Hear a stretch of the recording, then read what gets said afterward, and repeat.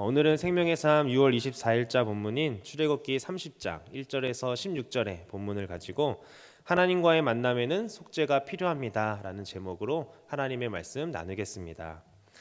출애굽기 30장에는 이 장막에 사용되는 도구와 그 외에 추가 규례들을 모아두고 있습니다.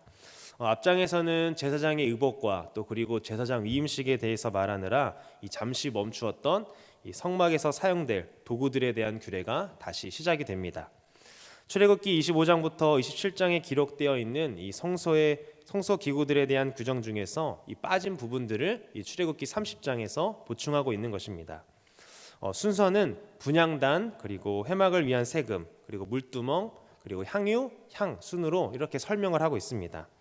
오늘 본문에서는 앞에 나왔던 분향단과 그리고 회막을 위한 세금인 이 속전에 대해서 우리가 함께 살펴보기를 원합니다. 먼저는 분향단을 함께 살펴보기를 원하는데요. 성막 안에 있는 성소에는 이 등잔대와 그리고 진설병상 그리고 분향단이 놓여져 있습니다. 등잔대는 남쪽에 있고 또 마주보는 북쪽에는 이 진설병상이 있는데요. 그리고 분향단은 지성소와 성소를 가르는 그 휘장 바로 앞에 놓여져 있었습니다. 한마디로 우리가 성소에 딱 들어가면 정면에 분향단이 보이고 왼쪽에는 등잔대가 보이고 오른쪽에는 진설병상이 보이는 것입니다. 1절을 함께 보겠습니다. 너는 분향할 제단을 만들지니 곧 조각목으로 만들되. 아멘. 분향단은 한마디로 향을 태우는 곳입니다. 이스라엘뿐 아니라 고대 근동의 거의 모든 종교에서 이 예식을 진행하면서 이 향을 사용하는 것은 일반화되어 있었습니다. 향의 연기는 이 출애굽과 광야 생활 동안 구름 기둥과 불 기둥으로 함께 하셨던 하나님의 임재의 상징으로 이스라엘의 예배 전승에서도 매우 중요한 상징성을 띱니다. 분향단은 성소 앞에 있는 이 번제단과 구분되기 위해서 금제단이라고 불리기도 했습니다. 그래서 번제단도 노수로 만들었기 때문에 번제단이라고 부르기도 하고 놋제단이라고 불리기도 했습니다. 또 다른 말로는 이 분향단은 성소 안에 있었기 때문에 내부 제단, 그리고 번제단은 성소 바깥에 있었기 때문에 바깥 제단 이렇게 불리기도 했습니다. 하나님은 이 분향단을 만들라고 하시면서 구체적으로 재료와 크기를 알려주셨는데요. 재료는 조각목이고 또 크기는 가로 세로가 한 규빗으로 약 45.6cm였습니다. 또한 높이는 2규빗으로 약 91.2cm였으며 이 직육면체의 모양을 하고 있었습니다.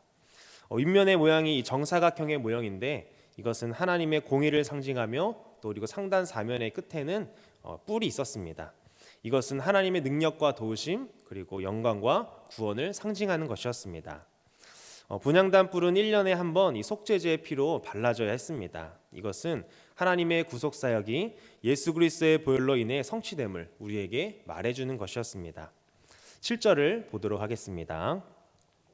아론이 아침마다 그 위에 향기로운 향을 사르되 등불을 손질할 때에 살을 찌며. 아멘. 이 대제사장 아론은 아침 저녁으로 이 등불의 그 불을 관리할 때 특별한 제조법으로 만든 그 향을 이 분향단 위에서 불살라야 했습니다. 요한계시록 5장 8절에 보면 성경에서 이 향은요 성도의 기도를 상징하고요. 또한 등불은 하나님의 말씀을 의미하고 있습니다. 아론이 아침 저녁으로 향을 피우며 또 매일 등불을 켜는 것은 곧 성도들이 끊임없이 하나님 앞에서 기도해야 할 뿐만 아니라 우리의 심령이 어두워지지 않기 위해서 날마다 하나님의 말씀을 묵상해야 할 것을 우리에게 말해주고 있는 것입니다. 아침 저녁으로 이 분향단의 향불이 꺼지지 않게 해야 한다라는 말씀을 보면서 저는 제 자신에게 질문을 한번 해봤습니다. 나의 분향단은 아침 저녁으로 잘 작동하고 있는가 하고 말입니다. 성도 여러분의 분향단은 아침 저녁으로 잘 작동하고 계십니까? 간절히 바라기는 여러분 각자의 분향단이 작동하여 믿음의 고백인 기도의 향이 하나님께 매일 올려지기를 간절히 소망합니다. 9절을 보겠습니다. 너희는 그 위에 다른 향을 사르지 말며 번제나 소제를 드리지 말며 전제의 술을 붓지 말며. 아멘. 9절에서 뭐라고 말하고 있습니까? 분향단 위에 이 정해진 것 외에 다른 향을 사르지 말라라고 말을 하고 있습니다. 그렇다면 이것이 의미하는 것은 무엇일까요? 바로 다른 향을 드리지 말라는 것은 우리의 기도가 순수해야 됨을 말하고 있는 것입니다. 우리의 뜻을 하나님께 관철시키는 기도가 아니라 하나님의 뜻이 나의 뜻이 되게 해달라고 기도해야 한다라는 것이죠. 분향단이 조각목으로 만들어지고 또 정금으로 둘러싸인 것도 우리에게 메시지를 전달합니다.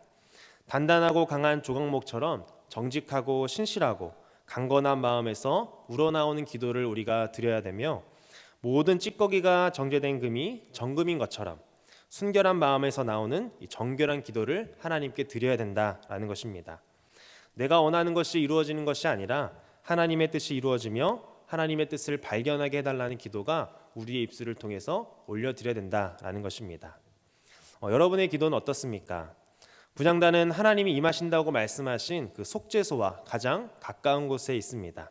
무슨 의미일까요? 진실한 기도를 드리는 그 성도의 마음은 그 기도를 들으시고 응답하시는 하나님과 친밀히 교제한다라는 것입니다. 기도를 통해서 하나님과 친밀히 교제하는 것이 바로 성도의 삶이라는 것이죠. 오늘 이 새벽에 각자의 기도를 통해 여러분의 분향단을 작동하며 하나님과 친밀한 기도의 시간을 누리기를 간절히 소망합니다. 이어서 우리 속전에 대해서 함께 살펴보겠습니다. 12절을 보겠습니다. 내가 이스라엘 자손의 수요를 조사할 때에 조사받은 각 사람은 그들을 계수할 때에 자기의 생명의 속전을 여호와께 드릴지니 이는 그것을 계수할 때에 그들 중에 질병이 없게 하려 함이라. 아멘.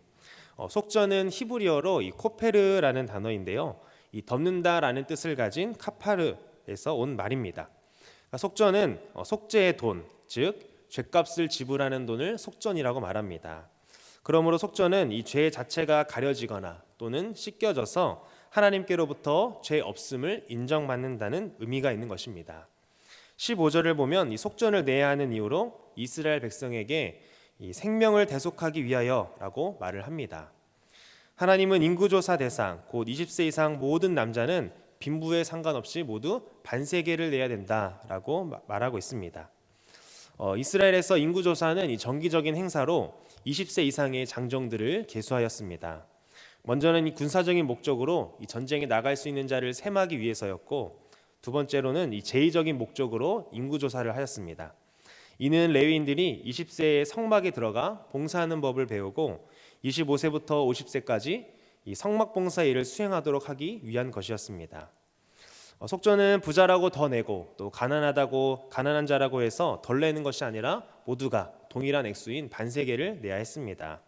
그 이유는 하나님 앞에서 모든 인간이 동일한 죄인이기 때문입니다. 인간의 눈으로 보기에는 이 선인과 악인이 판단될 수 있겠지만 하나님 앞에서는 모두가 죄인인 것이죠. 이렇게 거두어들인 생명의 속전은 16절에 보면 이 회막 봉사에 쓰라고 하나님이 말씀하고 있습니다. 속전이 정확히 어떤 용도로 사용하는 것이 이 회막 봉사에 쓰인 것인지는 알 수 없지만 일단 성막을 유지하는 데 필요한 비용으로 사용하라는 것임이 분명합니다. 속전의 뜻으로 쓰인 히브리어 코페르는 이 언약궤의 덮개를 의미하는 시은자와 동일한 히브리어를 사용합니다. 여러분, 언약궤 덮개가 무엇을 덮고 있습니까? 이 언약궤 안에 들어있는 만나를 담은 항아리, 그리고 아론의 쌍난 지팡이, 그리고 두 돌판을 덮습니다. 언약궤 안에 있는 것들은 어떻게 보면은 인간의 죄성을 대표하는 물건들입니다. 하나님한테 불평불만해서 만나를 얻고, 또 하나님께서 세우신 그 리더십에게 불만을 가져서 아론의 쌍난 지팡이가 생겨나고, 또 그들이 깨뜨린 그 두 돌판이 다시 생겨서 두 번째 돌판이 그 안에 들어가 있습니다. 이처럼 죄인이 하나님의 임재 앞에 서기 위해서는 이 생명의 대가가 필요함을, 또 언약궤를 덮는 것이 필요함을 우리에게 말해주고 있습니다. 모든 사람이 죄를 범해 이 하나님의 영광에 이르지 못할 때 예수님이 우리를 위한 생명의 속전, 대속물이 되어주셨습니다. 그래서 이스라엘이 속전을 드리는 것은 하나님이 그들을 구원해 주셨으므로 주님의 주권과 주님을 의지한다고 고백하는 행위입니다. 사람이 거룩하신 하나님과 함께하는 것은 이 죽음을 불러올 수 있는 위험한 일입니다. 이에 하나님은 목숨을 대신하는 값인 이 속전을 받으심으로써 성막을 통해 하나님과 동행하면서도 그들이 죽지 않도록 은혜를 베푸신 것입니다. 말씀을 맺겠습니다. 분향단과 속전을 통해 우리는 그 속에서 하나님의 은혜를 발견할 수가 있습니다. 어떤 은혜입니까? 분향단을 통해 제사장이 향을 피우지 않고서도 우리는 예수 그리스도의 이름을 통해 우리가 직접 기도할 수 있는 은혜가 있습니다. 죽을 수밖에 없는 인간에게 이 생명의 속전인 대속물이 되어 주셔서 하나님과의 관계를 회복시켜 주시고 담대히 하나님 앞에 나아갈 수 있는 은혜를 우리에게 허락하여 주셨습니다. 데살로니가 전서에서 너희를 향하신 하나님의 뜻 중에는 무엇이 있습니까? 항상 기뻐하라고 말씀하신 뒤에 하나님은 쉬지 말고 기도하라고 성경을 통해서 우리에게 말씀하십니다. 분향단의 향불이 꺼지지 않기 위해 아침 저녁으로 향을 피운 것처럼 여러분들의 삶 가운데 그 향불이 꺼지지 않도록 날마다 기도의 향기를 하나님께 올려드리길 간절히 소망합니다. 또한 자신의 죗값으로 죽을 수밖에 없는 우리들을 위해 생명의 속전이 되어주신 그 예수 그리스도의 은혜를 기억하며 감사하는 우리의 입술이 되기를 원하고 예수 그리스도의 보혈을 의지하여 매일매일 담대히 주님 앞에 나가는 우리 광연의 모든 성도님들 되시기를 예수님의 이름으로 축복합니다. 기도하겠습니다.